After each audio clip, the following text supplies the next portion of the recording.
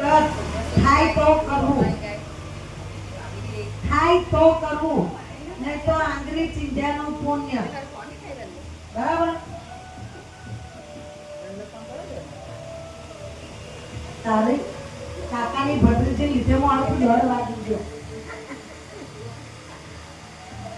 સાથે વિષ્ણુના વૈકુંઠ ધામમાં જાય છે. જે માણસ એ 5 દિવસોમાં એક વખત ભોજન કરે છે તે પણ સર્વ પાપોથી રહી થઈ સ્વર્ગલોકમાં જાય છે. જેનાથી અપાસ ના થાય, મોર્યો બટાકો સાબુદાના એ ના ખવાય તો એક ટાઈમ દાળ ભાત શાક રોટલી પર જમાય.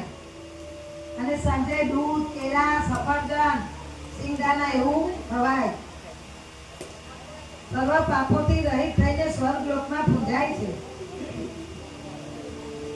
જે માણસ એ 5 દિવસ સ્નાન કરે, રોજ ફક્ત એક જ બ્રાહ્મણને જમાડે છે, તેને દેવો અસુરો તથા મનુષ્ય સહિત સમગ્ર જગતને વિધિપૂર્વક જમાડ્યું ગણાય છે. આજથી 5 દિવસ. વળી તે 5 દિવસે રોજ પાણી ભરેલો ઘડો બ્રાહ્મણને જે દાનમાં આપે છે તેને સ્થાવર જંગમ સહિત આખા બ્રહ્માંડનું દાન કર્યું ગણાય. 5 દિવસ રોજ જુદા જુદા પાણીના ગળા. આજે આપણે ફેનિલના લીધે અત્યારે ચાલુ કર્યો, આવી ગયો. આ તો હજુ હમણાં ચાલુ કર્યું ગણાય છે. જે માણસ એ 5 દિવસ સ્નાન કરતા પછી આ લોકમાં બ્રહ્માંડનું દાન કર્યું ગણાય છે. જે માણસ એ 5 દિવસ સ્નાન કરી રોજ તલનું એક પાત્ર દાનમાં આપે છે તે આ લોકમાં વિશાળ ભોગો ભોગવી મરણ પછી સૂર્યલોકમાં પૂજાય છે. જે માણસ એ 5 દિવસ બ્રહ્મચાર્ય પાળે સંયમી રહે છે તે સ્વર્ગલોકમાં અપ્સરાઓ સાથે આનંદ ભોગવે છે. એવા પ્રકારનું એ વ્રત છે. માટે હે પવિત્ર પતિવ્રતા સ્ત્રીઓ, તું પણ તારા પતિ સાથે એ વ્રત કર, જેથી હે ઉત્તમ વ્રતવાળી આ લોકમાં ધન્યવાદથી યુક્ત થઈશ અને છેવટે સ્વર્ગલોકમાં જઈશ. કૌંડિન્ય ઋષિએ એમ કહ્યું તે પછી એ બ્રાહ્મણ પત્નીએ તેમના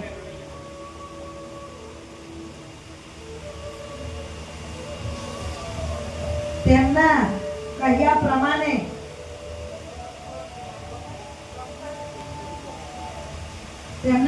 પ્રમાણે પોતાના પતિની સાથે ભાવુક થઈ વ્રત કર્યું.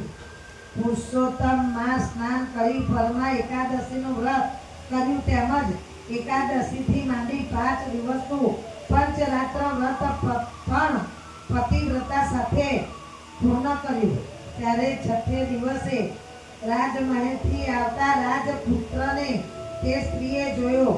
વિધાતાએ પ્રેરણા કરેલા તે રાજપુત્રને જો જાતે આવી ઉત્તમ વસ્ત્રોથી ભરેલું એક નવું ઘર તે બ્રાહ્મણને દાનમાં આપ્યું અને વિધિપૂર્વક તેને તેની પત્ની સાથે વસાવ્યો. ઉપરાંત તેના તપથી પ્રસન્ન થયેલા રાજા સુમેઘા બ્રાહ્મણે તેની આજીવિકા ચાલે એવું એક ગામ પણ ગરાસમાં આપ્યું. અને પછી તે રાજા તે બ્રાહ્મણની સ્તુતિ કરી પોતાના ઘરે જતો રહ્યો. 5 દિવસનું વ્રત કરવાથી પ્રભુ ભળ્યા. એમનો કોઈ જન્મ નહીં હશે, પણ એની પત્ની જે હતી અને બ્રાહ્મણ બંને પ્રભુ ભક્તિમાં જ હતા. પણ એમનું કયા જન્મનું પુણ્ય પાપ હશે એ લોકો આગળ વધતા નતા. ત્યાર પછી ઋષિ આવ્યા અને એમને કહ્યું કે તમે આ 5 દિવસનું વ્રત કરો અને એ વ્રતના પ્રતાપથી કોઈ રાજા આવતો હતો જંગલમાં શિકાર કરવા, અને બંનેને જોયા ત્યારે રાજાને દયા આવી અને એ લોકોને એક ઘર પણ બનાવી આપ્યું અને ગરાસિયાનું એક ગામ બ્રાહ્મણની વૃત્તિ કરવા માટે આપ્યું દાનમાં. માટે આ 5 દિવસના વ્રતનો પ્રતાપ છે. ઉપરાંત ચાલે એવું એક ગામ ગરાસિયાનું આપ્યું અને પછી તે રાજા તે બ્રાહ્મણની સ્તુતિ કરી પોતાના ઘરે જતો રહ્યો. એમ પુરુષોત્તમ માસની પરમ વદ 11 ઉપવાસ કરી ઘણા જાગૃતિ પંચરાત્ર વ્રત પાસે કરી તરત જ એ બ્રાહ્મણ સર્વ પાપોથી રહિત થયો હતો અને સર્વ પ્રકારના સુખો સાથે આ લોકના ભોગો ભોગવી છેવટે પોતાની પત્ની સાથે વિષ્ણુનગર વૈકુંઠમાં તે ગયો હતો. માટે જે મનુષ્ય એમ પરમા ઉત્તમ એકાદશીનું વ્રત કરશે તેઓ પણ વિષ્ણુધામમાં અવશ્ય જશે. વળી પંચરાત્ર વ્રતનું જે પુણ્ય પ્રાપ્ત થાય છે તેને તો હું પણ પૂરેપૂરું કહી શકતો નથી, છતાં થોડું તેનું પુણ્ય હું કહું છું, એ તમે સાંભળો.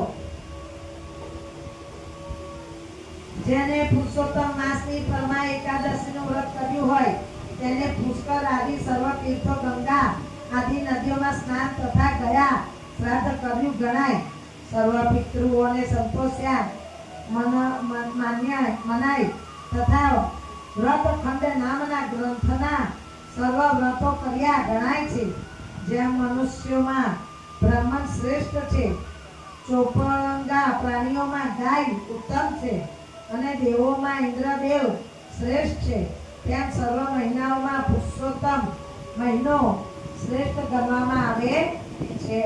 અને તે પુરુષોત્તમ મહિનામાં પણ છેલ્લી 5 રાત્રિ 5 દિવસો પાપોનો નાશ કરનાર છે. અને તે પંચરાત્રમાં પણ પરમા પદ્મિની એકાદશી સર્વ પાપોનો નાશ કરનાર છે. જે દયા માણસો અશક્ત હોય તેમને પણ એ બંને એકાદશીઓથી એક એકાદશી તો શક્તિ પ્રમાણે અવશ્ય કરવી જોઈએ.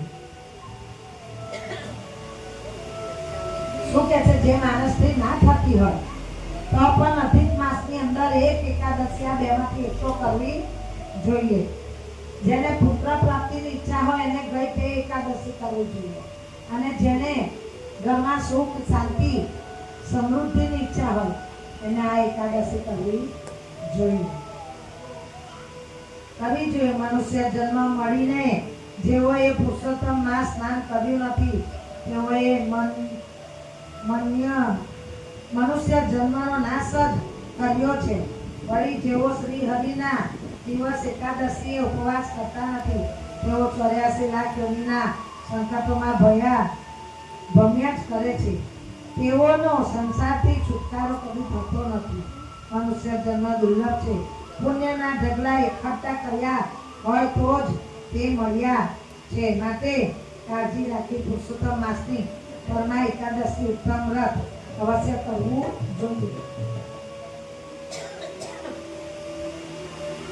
શું કે છે કે આખા વર્ષની ભલે 11 ના થાય બધી, પણ અધિક માસની 11 આવે એ વ્રતો કરવી જોઈએ.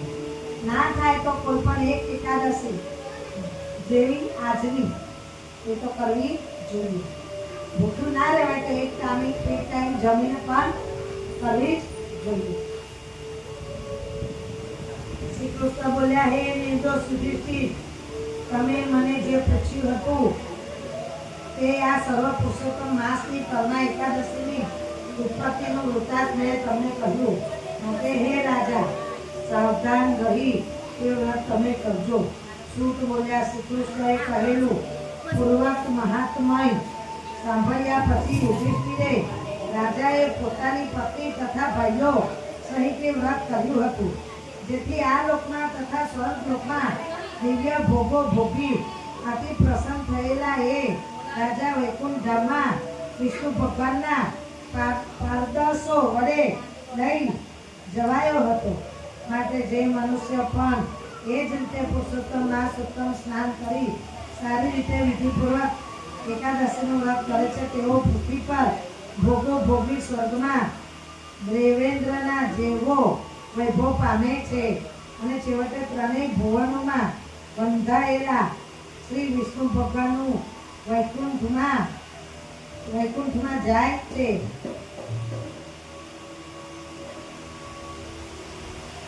છે. ઇત્રી શ્રી અધિક માસ કૃષ્ણ એકાદશી મહાત્મ્ય સમાપ્ત. બોલો રાધા પુરુષોત્તમ દેવકી કૃષ્ણ કનૈયા. જેઠ વધની એકાદશી. શ્રી કૃષ્ણ ભગવાન ધર્મરાજા યુધિષ્ઠિરને કહે છે, હે કુંતી પુત્ર, જેઠ માસના કૃષ્ણ પક્ષની એકાદશીનું નામ એમ યોગીની છે. સંસાર સાગરમાં ડૂબેલાને, મોહ પામ્યામાં ફસાયેલા પાગલ જીવોને તથા પાપીઓનો પણ ઉદ્ધાર કરનાર છે. એને માટે હું તને બટુક હેમમાળીની એક કથા કહું છું, તે તમે સાંભળો.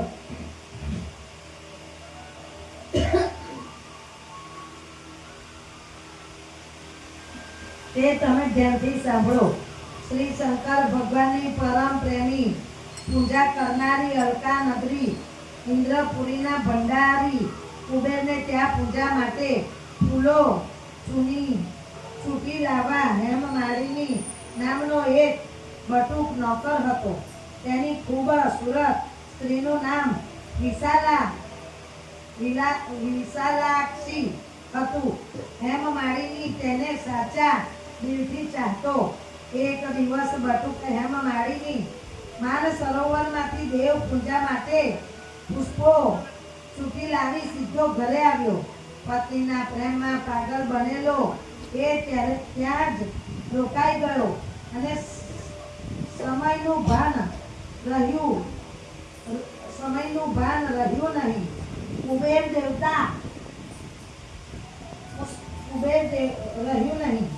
કુબેર દેવતાને પુષ્પો આપી આવવાનો એ વિસરી ગયો. એ ઘરે આવ્યો તો એના પત્નીના મોહમાં એ ઘરે જ રહી ગયો અને કુબેર દેવતાને પુષ્પો આપવાનું ભૂલી ગયો. નિત્ય નિયમ પ્રમાણે શિવ મંદિરમાં બેસી પૂજા કરવા કુબેરે સમય થતા પુષ્પો માટે પૂજન થાળમાં જોયું તો તે ખાલી જણાયા. પુષ્પો લઈ આવતા હેમમાળીની રાહ જોઈ આખરે એ થાક્યા. એને પોતાના સેવકોને કહ્યું, હે યજ્ઞો, હેમમાળી પૂજાના ફૂલો લઈ હજુ સુધી કેમ આવ્યો નથી? તેની સત્વર તપાસ કરો. શું કહે છે કુબેરજી? આજે હેમમાળી હજુ પુષ્પો લઈને કેમ આવ્યો નથી? તો તમે જાઓ અને તપાસ કરો કે ક્યાં રોકાઈ ગયો છે. તપાસ કરો. યજ્ઞો ગયા અને વીજળી વેગે એની ખબર લઈ પાછા ફર્યા. માણસો ગયા અને વીજળી વેગે એની ખબર લઈને પાછા ફર્યા. આ સાંભળી પાછા ફર્યા કે મહારાજા હેમમાળી એની પ્રેમી પ્રિયા સાથે પ્રેમ વિહર કરી રહ્યો છે. આ સાંભળી કોપાયમાન થયેલા કુબેર તેને સત્વર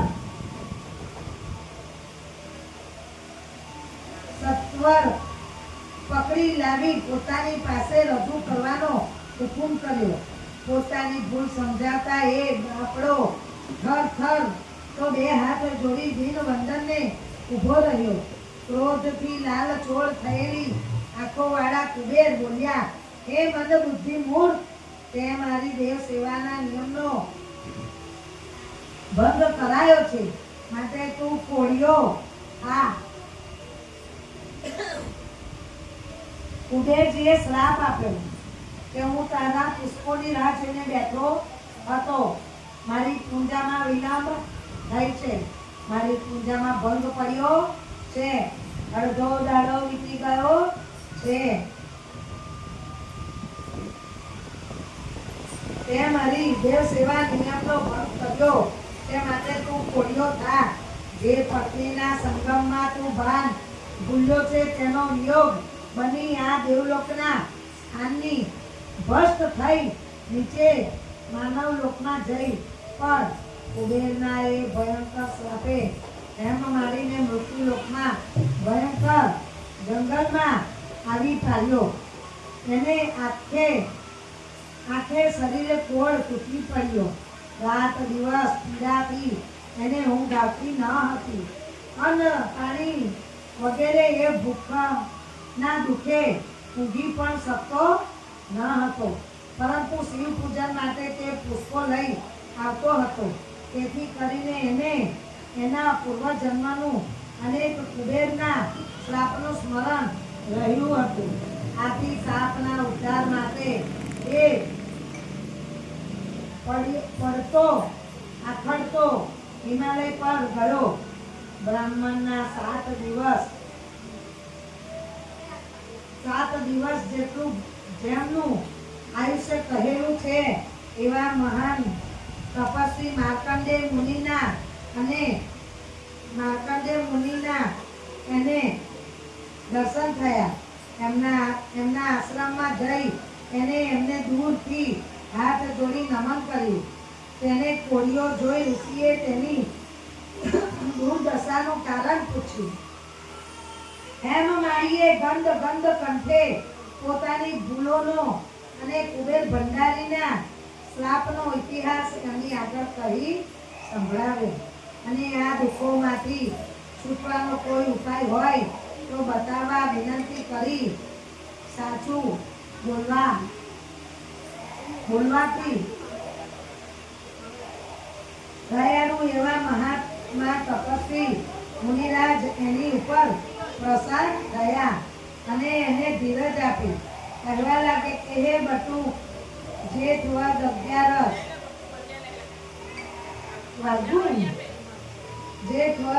11 એટલે યોગીની એકાદશી ના દિવસે હું કહું એ પ્રમાણે તું વ્રત કર. એના પુણ્યથી તારો કોળ દૂર થશે, કુબેરનો શ્રાપ મિથ્યા થશે અને તું તારા અસલ સ્વરૂપમાં તથા સ્થાનને પ્રાપ્ત કરીશ. બટુક હેમ મારી હરખે ભેર એમને એમ લાંબા પડી દંડવત પ્રણામ કર્યા. ત્યારબાદ એને આ યોગીની એકાદશીનું ઉત્તમ વ્રત કર્યું. એના ભાવથી એ એના અસલ સ્વરૂપ તથા સ્થાનને પામ્યો અને સ્ત્રીના તથા સ્વર્ગનું સુખ બંને પાછા મળ્યા. આ પ્રમાણે આ વ્રત કરનાર ગમે તેવા દુઃખ દર્દથી પીડાતા હોય તો તે પણ સારો થાય છે. તે સ્ત્રી સહિત પુત્ર પરિવાર કોઈનો વિયોગ હોતો નથી હોય તો તે પણ દૂર થાય છે. બ્રહ્મ વૈદ્ય પુરાણમાં આ એકાદશીનું મહાત્મ્ય કહેલું છે. ઇતિ શ્રી સ્કંદ પુરાણે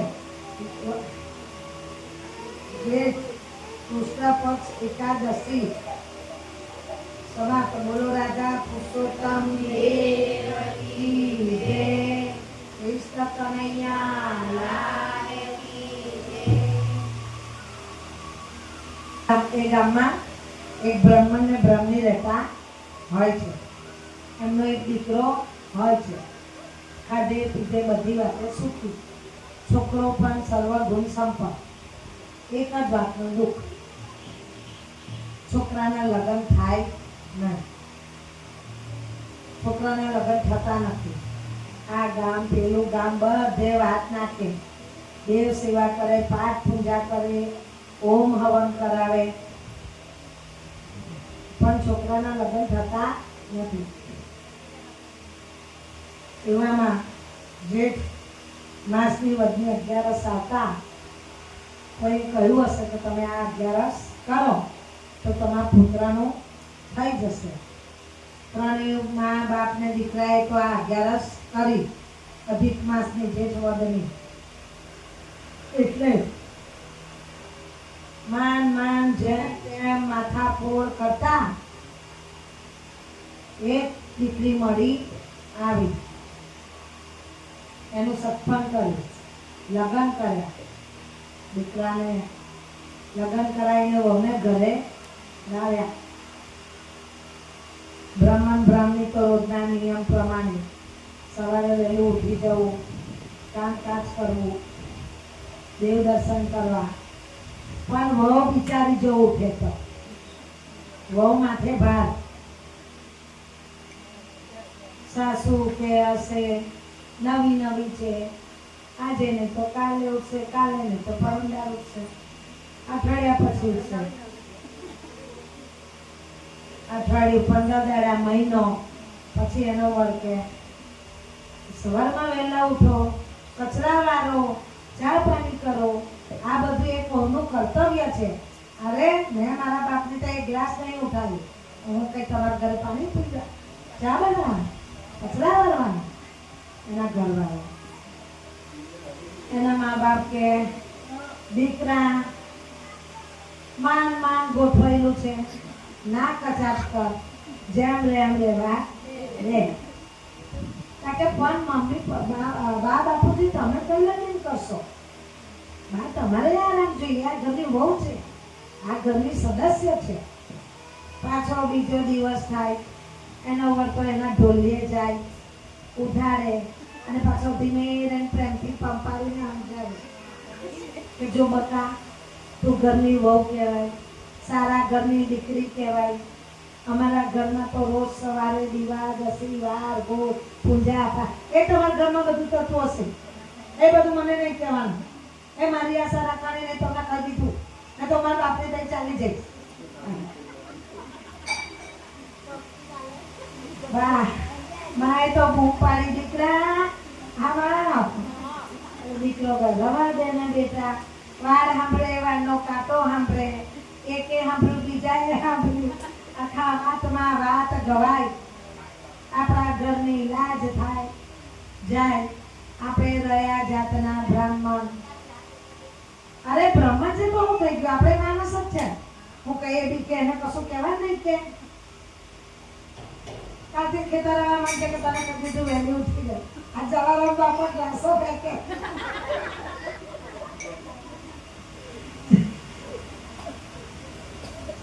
કાલથી વહેલી ઉઠીને ખેતર આવવા માંગે કે તને કહી દીધું આમ છે તેમ છે.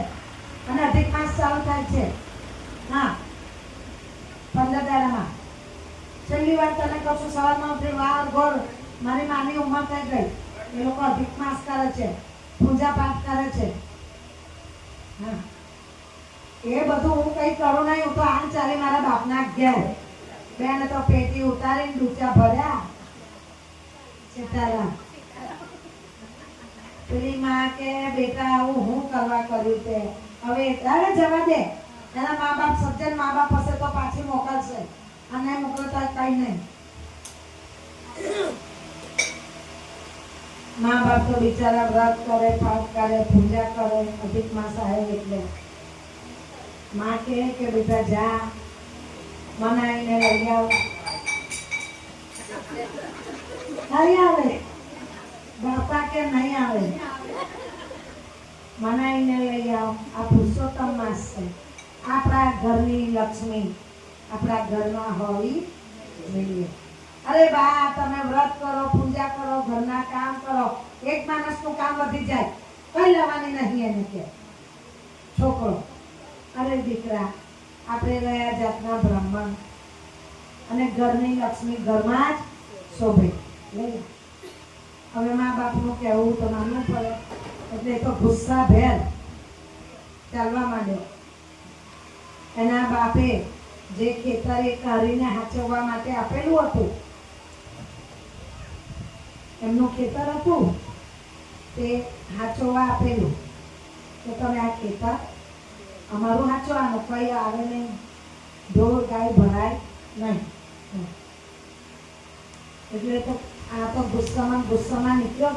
એને લેવા જવા ચાલતો પહેલા તો ચાલતા જ જતા ડાકા વાસા ભરલા એવું. તો ચાલતો લેવા નીકળ્યો. રસ્તામાં ખેતર આવે છે, આપણો જે હાચવવા આપેલું એને ઘરમાં 1 રૂપિયો બિચારાને હતો નહીં. એટલે હો બૈરી જો લડીને આવેલો ઘરમાં, એટલે ટેન્શનમાં માથે હાથ ડાય કે ખેતરના છેડે બેઠેલો અને આ છેડે કોઈની ગાય ભરાઈ ગઈ અને બધો ઘઉંના પાક ખાવા માંડી, ખેતરમાં ભરીને બધું ખાવા માંડી. એને તો જોયું પેલા આરીને લડ્યો એ તો કે તમે શું કરવા રાખ્યા છે કે આ ગાય બધું ખાઈ ગઈ છે ખેતરમાં, આમ છે તેમ છે. ગુસ્સો હતો છોકરાને તો, ગાયને ઢીબી કાઢી બરાબરની, કેળ કેળ ભાગી કાઢી ગાયની તો એને ગુસ્સો હતો. બાકી દયાના સાગર હતા એ લોકો, પણ આ બૈરીના લીધે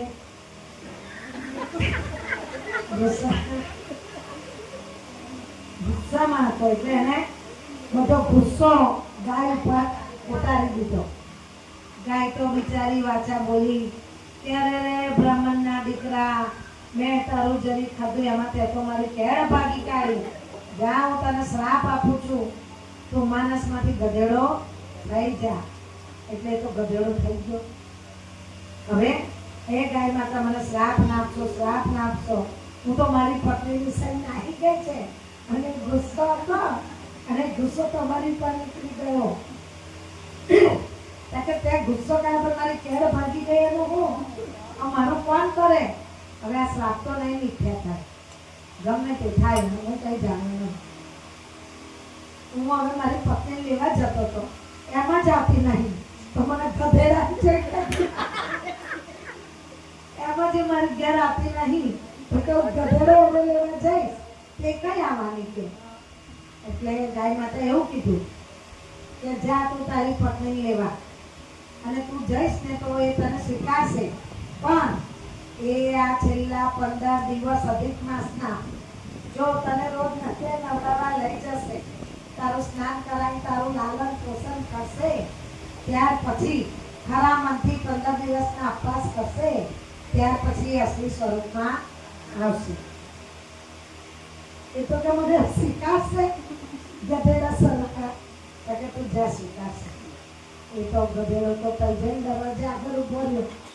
હું ફક્ત ત્યાં ગધેડો આવીને ઉભો રહ્યો, લાકડી લઈને નીકળી. એટલે પેલો તો બોલ્યો, તું મને મારવા ના તો તારો પતિ છે કે મારો પતિ કે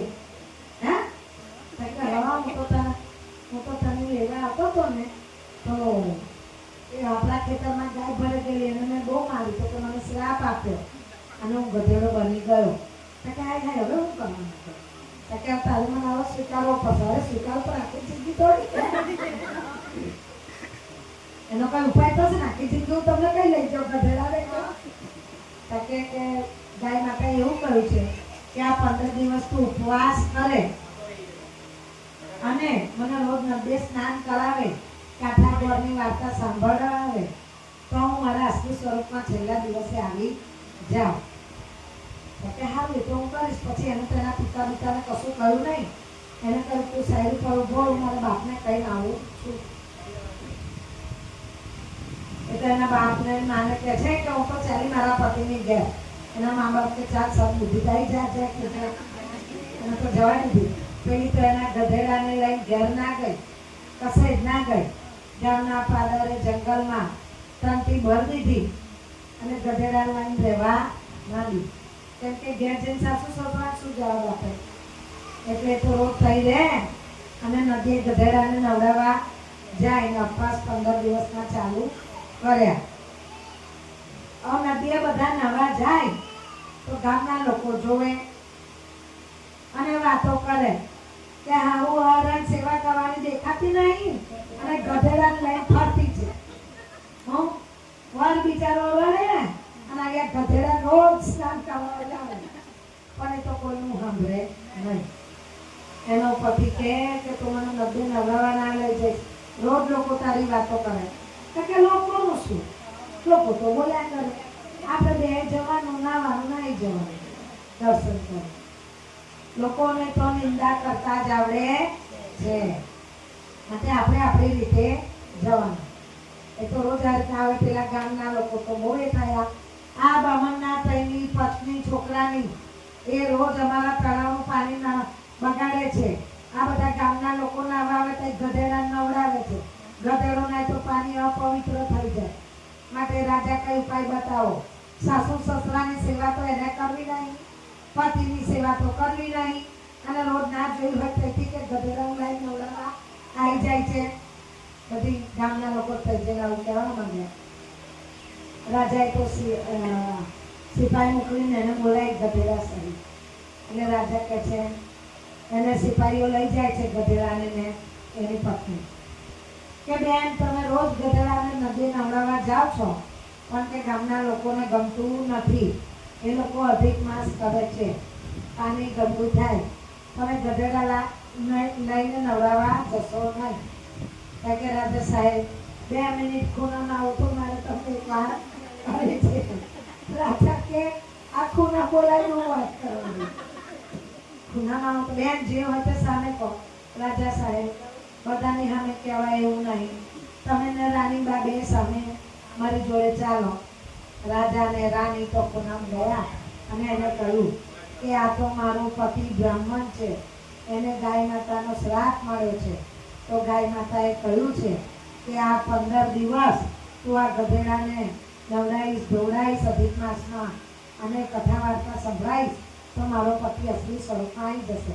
માટે હું જાઉં છું નવડાવવા. રાજા રાણી કે અમે કઈ રીતના માનીએ કે તું સાચું બોલે છે? કારણ કે કઈ નહીં, છેલ્લે દિવસે મારે ત્યાં ઝૂંપડું છે ત્યાં આવી જજો. રાજા રાણી કે અમે તારી પર વિશ્વાસ કરીએ છીએ અને જ્યાં રોજ નવડાવજો.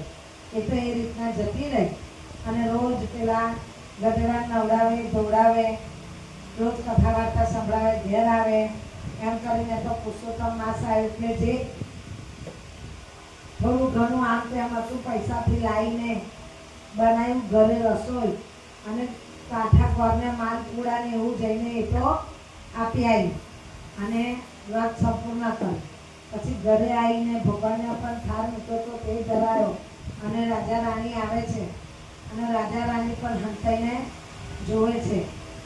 ના રાજા રાણી આવે છે એનું વ્રત સંપૂર્ણ થાય છે. પગે લાગીને કહે છે કે હે પ્રભુ આ થાળ જમો અને મારા પતિને અસલી રૂપમાં લાવો.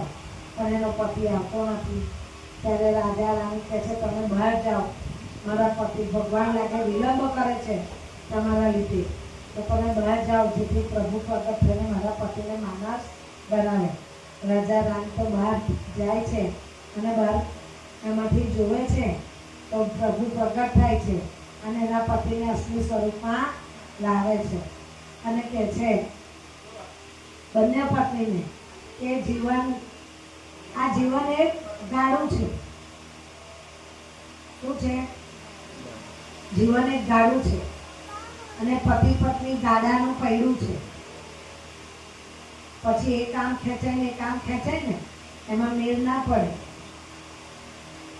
એક ઉગ્રવાદી થાય તો બીજા ઠંડુ થવાનું. ભલે એ વખતે આપણો વાત ના હોય તારે નહીં બોલવાનું, અકળાય થાય પણ પછી ધીમે રહીને ટર્ન મારી દેવાનું. આવે તારા બેહન આવે કાલે મારો વાત હતો એમ. પણ એ વખતે બોલવાનું નહીં. બોલવામાં વધારે ઉગ્રવાદી થઈ જવાય, વધારે સંબંધ બગડે છે. માટે જીવનનું જે આ ગાડું છે તે પતિ પત્નીના બંને પૈડા એક સાથે સરખા ચાલવા જોઈએ. એક આગું જાય ને એક પાછળ રહે તો ખેંચા ખેંચી થાય. એવી રીતના પ્રભુએ એ બ્રાહ્મણના દીકરાને ને તેની પત્નીને કહ્યું અને પતિ પત્ની પણ સમજી ગયા. પતિ ને પત્ની બંને ઘરે જાય છે. મા બાપ તો કહે છે દીકરા બહુ વાર લાગી, વહુને લઈ આવ્યો. વહુએ પણ સાસુ સસરાની માફી માંગી કે તમે મને માફ કરી દેજો, મારી ભૂલ થઈ ગઈ, હવેથી આવું થાય નહીં. એમ કરીને એને તો માફી માંગી અને બધા રાજી ખુશીથી રહેવા લાગ્યા. બોલો રાધા પુરુષોત્તમ દેવકી જય, કૃષ્ણ કનૈયા લાલ કી જય, જલારામ બાપા કી જય. બરાબર? જે બધા બેઠા હોય તે આજની વહુઓ, બાકી પહેલાના તો સમજે. આજના બધા તીખું બહુ ખાય ને, તીખી પાણીપુરી, બર્ગર, ઢોસા ખાઈ રગડો અને ઘરમાં કરે ઝઘડો.